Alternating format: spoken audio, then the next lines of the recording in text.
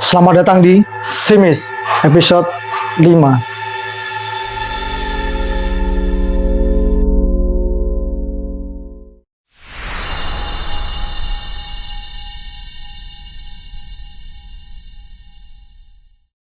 Assalamualaikum warahmatullahi wabarakatuh. Halo teman-teman semua. Kembali lagi nih, ketemu di acara Simis. Nah, di episode kali ini teman-teman, ada sesuatu yang spesial nih. Spesialnya apa sih? Nah, di mana yang hostnya tuh biasanya Om Pras di sini, tapi kita geser. Om Pras kita jadikan untuk sebagai narasumber. Saya mau kurang ajar dulu nih, yang diundang, tapi yang ngulik kan gitu. Kenapa? Ini ada sesuatu yang menarik sebenarnya teman-teman ya. Di sini kita akan membahas sebuah lubang. Nah, apa itu? Lubang apa itu? Oke. Penasaran kan? Oke. Mari kita ikuti bersama-sama. Tetap di Simis, si paling mistis.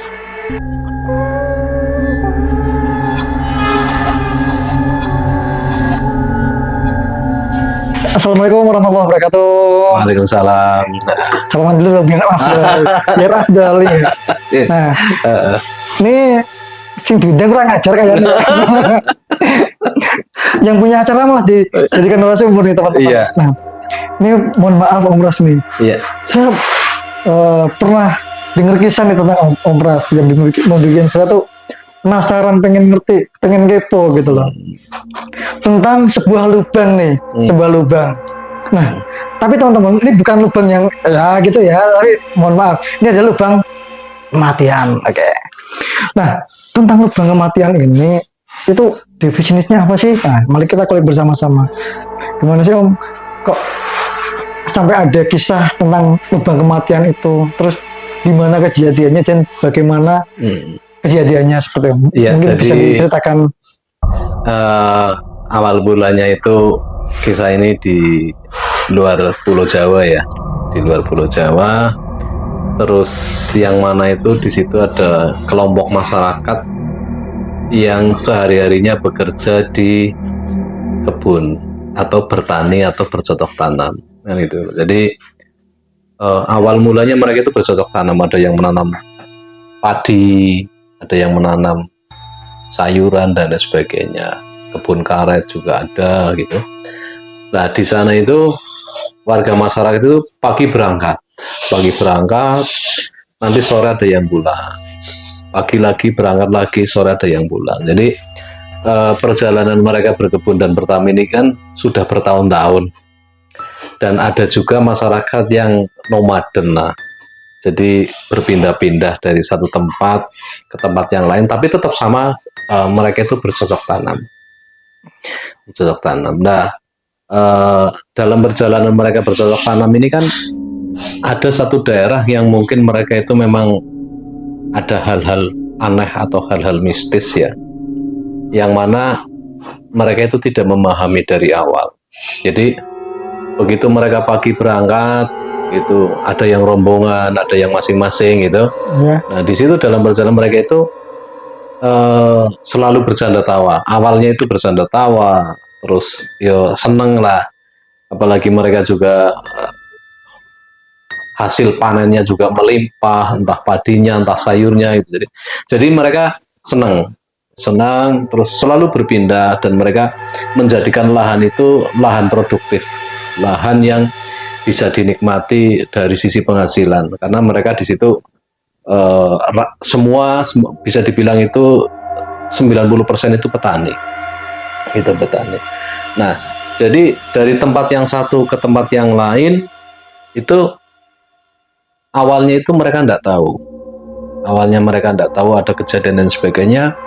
Setelah berjalan ini ada umpama itu ada 31 orang.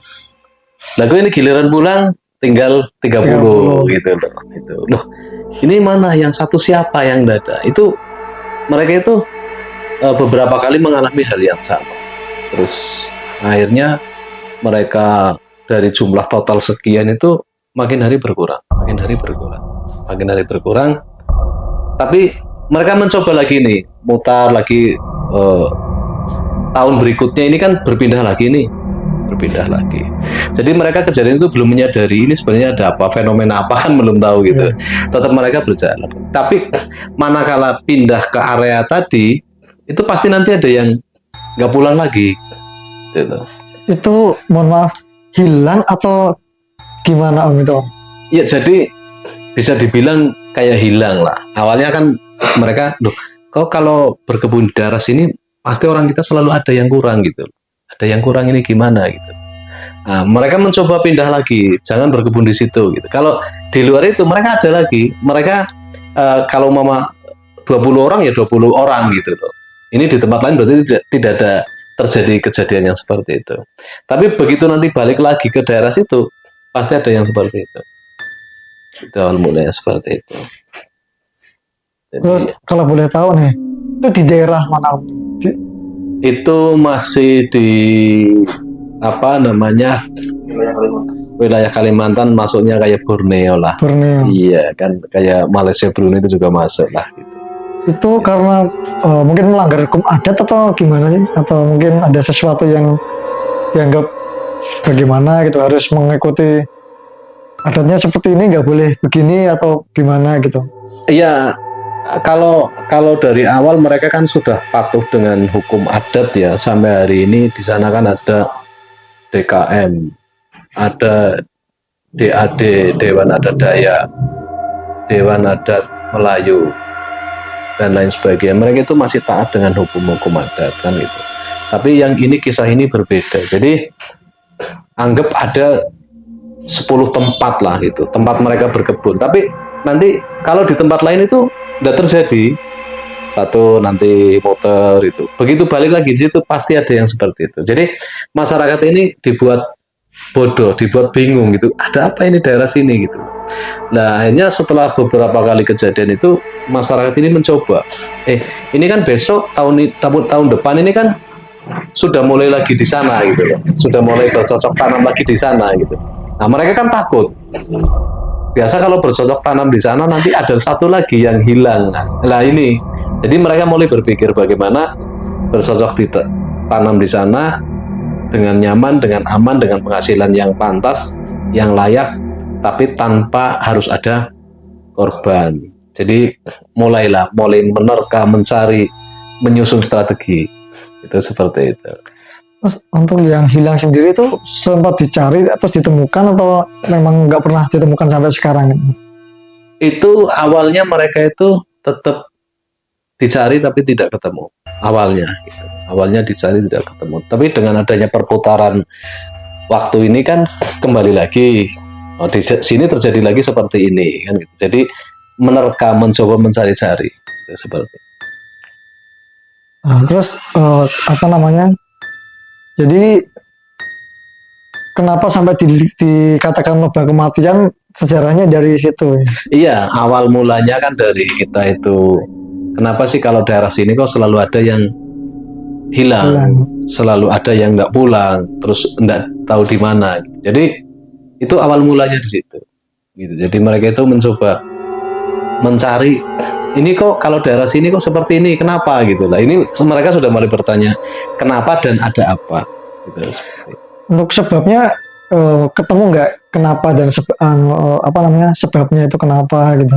Kalau awal itu mereka hanya kebingungan kenapa sih ya kalau kita berkebun daerah sini kok ada kejadian seperti ini. Selalu itu. Cuma kan tidak setiap tahun ya. Jadi tadi udah disampaikan nomaden itu kan begitu.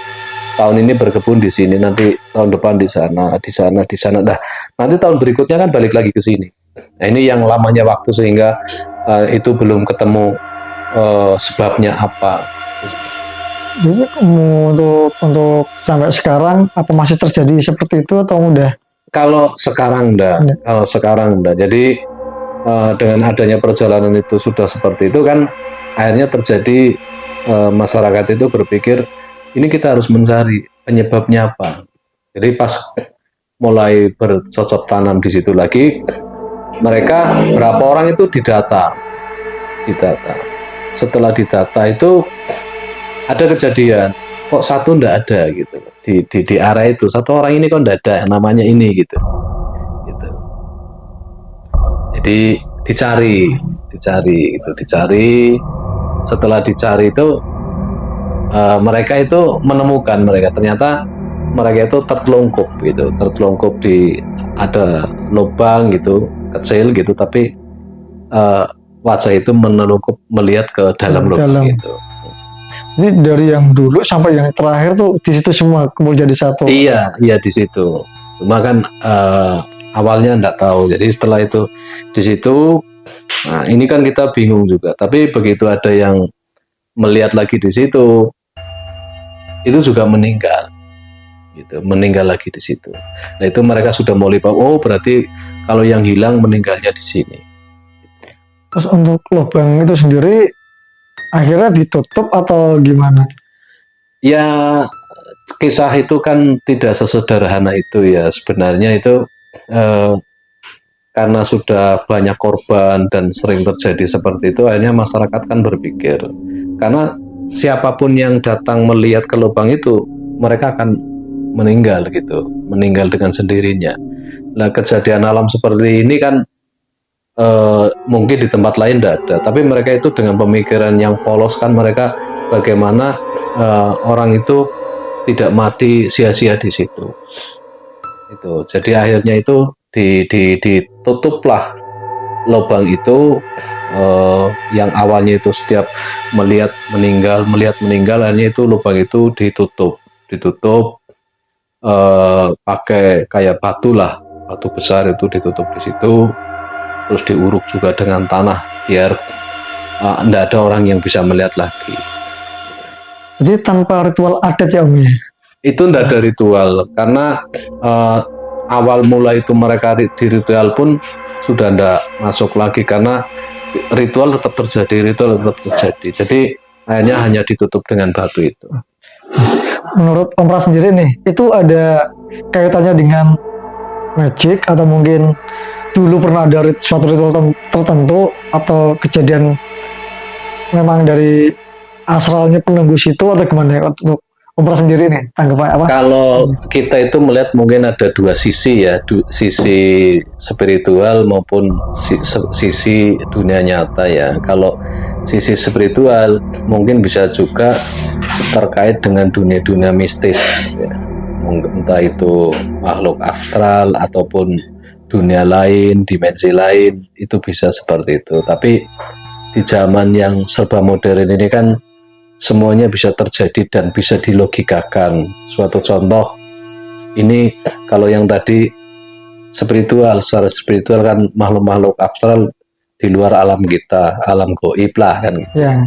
Itu sisi spiritualnya. Tapi sisi nyatanya atau duniawinya atau logikanya itu mungkin bisa juga itu karena di situ ada gas beracun, mungkin sehingga orang mengintip ke bawah terus menghirup gas beracun itu meninggal. Cuma ini karena kita tidak benar-benar mengalami di tempat itu, hanya dari cerita masyarakat ke cerita masyarakat, oh ini loh batu ini dulu seperti ini lah.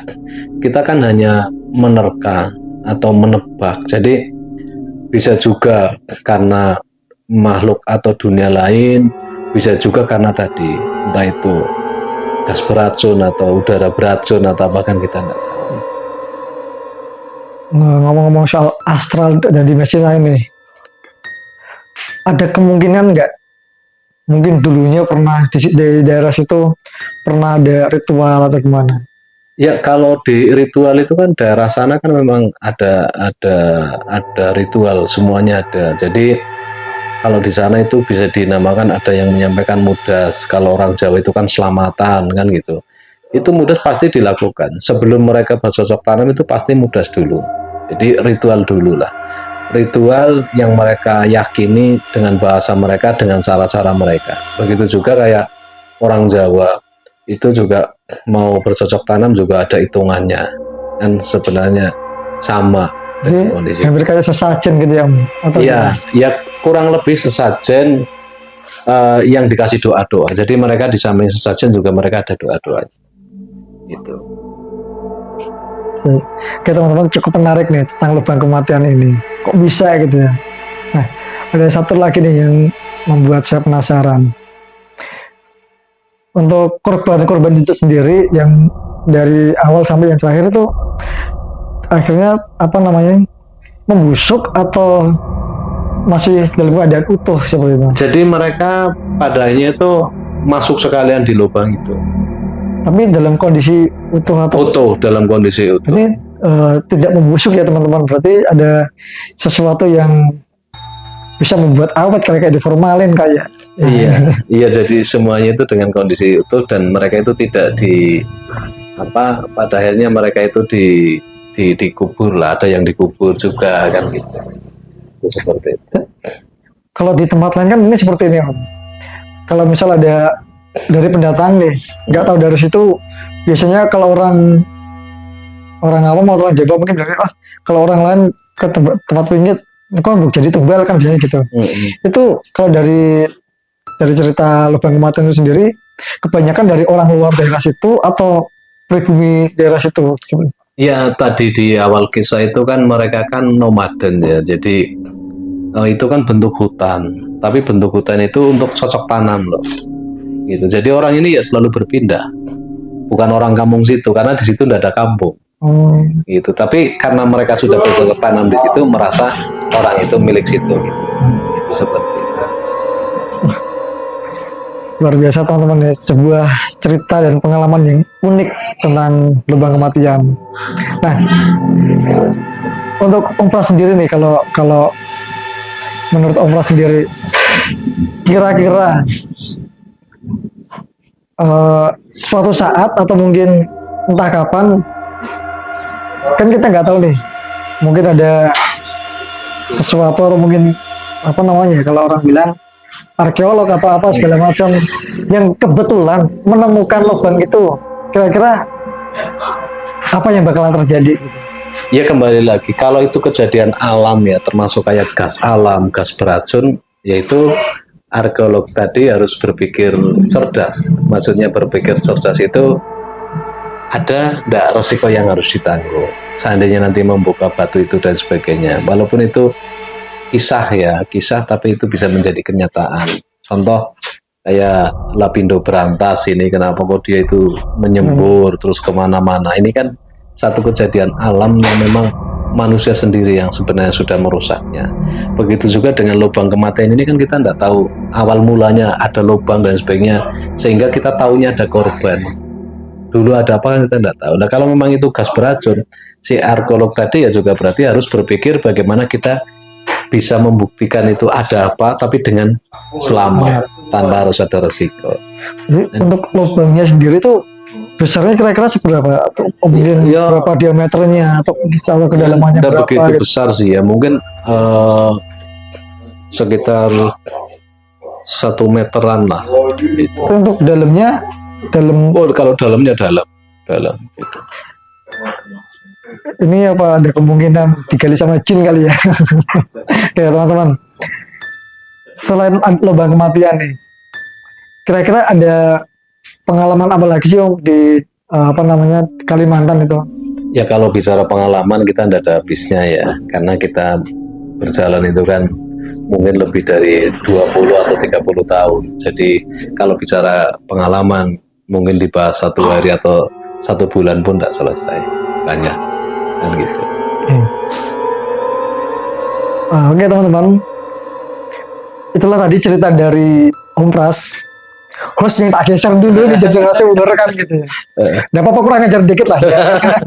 Oke teman-teman, cukup menarik kisahnya.